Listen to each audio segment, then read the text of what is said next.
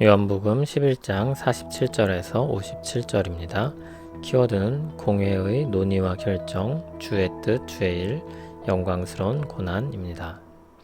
이에 대제사장들과 바리새인들이 공회를 모으고 이르되 이 사람이 많은 표적을 행하니 우리가 어떻게 하겠느냐.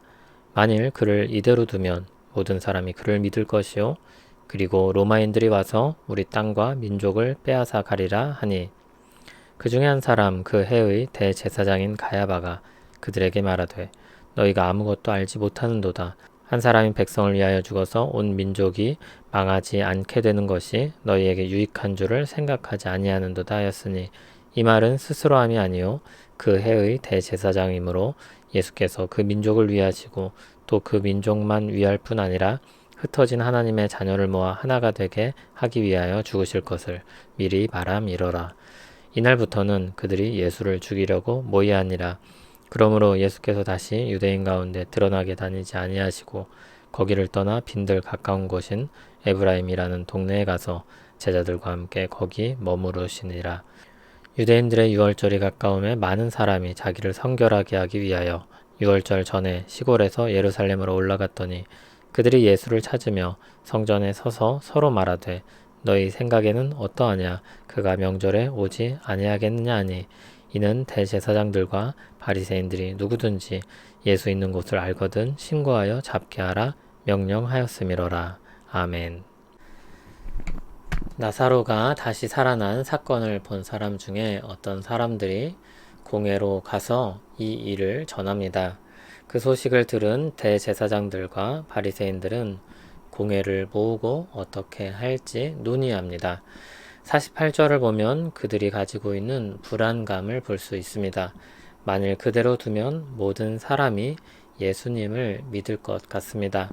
그리고 로마인들이 와서 우리 땅과 민족을 빼앗아 가겠다고 했습니다. 예수님을 많은 유대인들이 믿게 되면 로마의 위협이 되는 운동이 일어날 것이고 그로 인해 로마가 적극적으로 개입할 것이라는 것입니다. 이 모습을 보면 이들에게 가장 중요한 것은 메시아의 도래도 아니고 유대 민족도 아니고 로마와의 관계에서 그들이 누리던 특권을 빼앗길 것을 두려워하는 것입니다. 이때 공회를 주관하는 대제사장 가야바가 말합니다. 너희가 아무것도 알지 못하는도다. 지금 무엇이 최선인 줄 판단이 서지 않느냐는 것입니다. 50절을 보면 가야바가 말하고자 하는 바가 나옵니다. 한 사람이 백성을 위하여 죽어서 온 민족이 망하지 않게 되는 것이 그들에게 유익하다는 것입니다.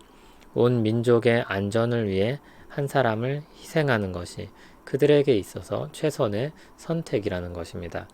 51절에서는 요한이 이 상황에 대해 설명을 덧붙이고 있습니다. 가야바가 한 말은 스스로함이 아니며 하나님의 뜻이 이루어질 것을 미리 말한 것입니다. 예수님이 민족을 위해 그리고 흩어진 하나님의 자녀를 모아 하나가 되도록 죽으실 것을 미리 예고한 것입니다. 스스로함이 아니라는 말 속에는 가야바가 의도적으로 한 말이 아니라는 것을 드러냅니다. 다시 말해 그가 하나님의 뜻을 헤아린 것도 아니고 하나님의 뜻을 이루기 위해 발언한 것도 아닙니다. 그는 자기 처지에서 예수님을 죽일 계획을 말한 것 뿐입니다. 그런데 그것이 하나님의 계획을 이루는 한 부분이 되는 것입니다. 그들은 악을 행하여 자신의 목적을 이루고자 했습니다. 그런데 그것을 하나님이 사용하셔서 하나님의 뜻을 이루시는 것입니다. 한편 52절을 보면 예수님의 죽음이 하나님의 자녀를 모아서 하나 되게 하시는 사역이라는 것을 밝힙니다.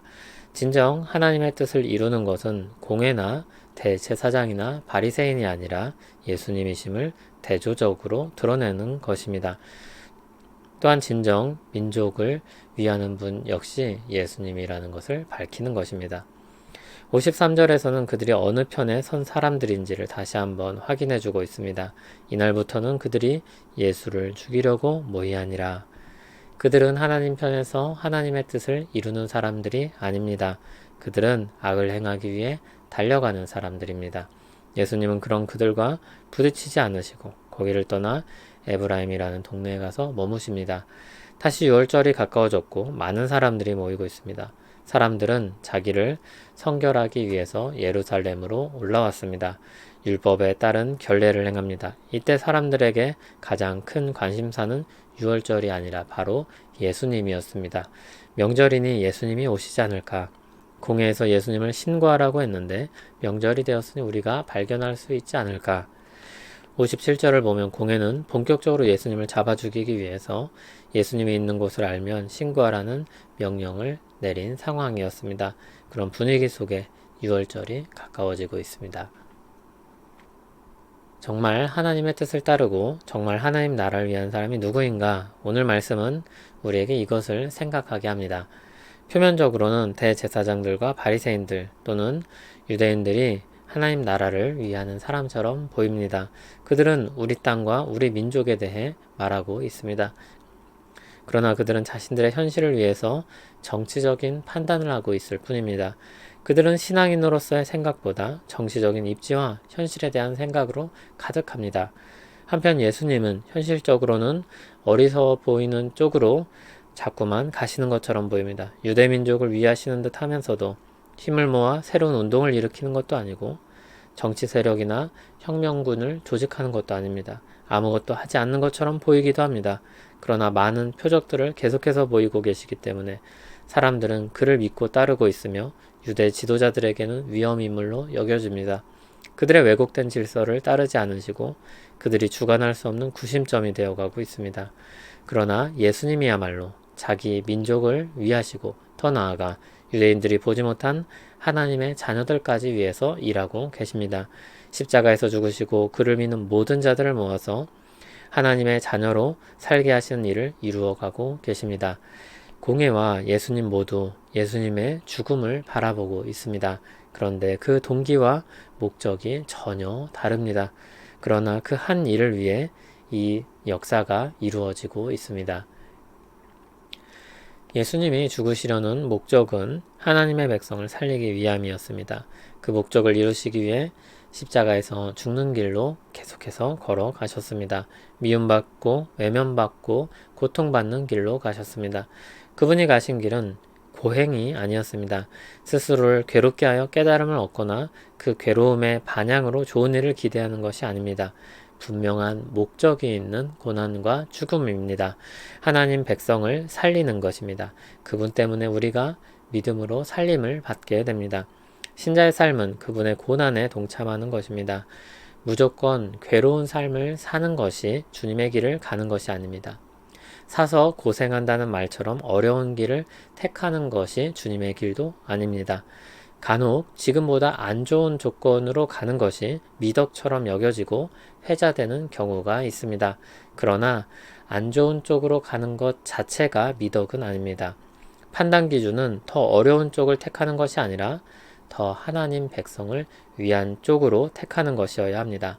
하나님 나라를 위한 판단이요 선택이어야 하는 것입니다. 타인에 대한 판단은 어렵습니다. 우리는 타인을 판단하기보다 우리를 살펴야 합니다. 자신을 돌아보아 판단하고 선택해야 합니다. 단순히 더 어려운 길을 택하는 것이 아니라 주님의 고난을 동참하는 것이어야 합니다. 주님의 일에 동참하고 그 일의 어려움도 감내할 때 주님의 고난에 비로소 동참하는 것이 됩니다. 하나님 나라를 위한 선택을 하는 것입니다. 이 영광스러운 고난이 우리에게도 있기를 소원합니다. 우리에게 구원의 은혜를 베푸시고 주께서 가신 영광의 길로 이끄시는 주님을 찬양합니다. 우리가 주의 이름으로 당하는 어려움을 감당하게 할 수 있도록 힘과 지혜를 주시옵소서. 영광스러운 고난의 길을 가게 하옵소서. 예수님 이름으로 기도합니다. 아멘.